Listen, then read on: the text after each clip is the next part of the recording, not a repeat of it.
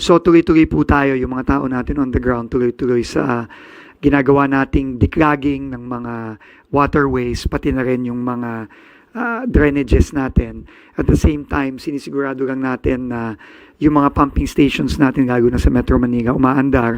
At kung merong mga pumalya o magkaroon ng problema, kagaya nung nangyari sa may tumana sa Marikina nung Sabado ng gabi, immediately nakadeploy po ang MMDA pati na rin ang DPWH ng mga mobile pumping stations para siguruhin na mahigop ang tubig na nasa mga kalye para palabas sa mga waterways natin. So, tuloy-tuloy lang po tayo ngayon, mag-iikot pa rin tayo kasama ng mga iba't ibang kawani ng DPWH para masigurado na tuloy-tuloy ang bumaba ang mga tubig baha sa maraming lugar from north to southern Luzon.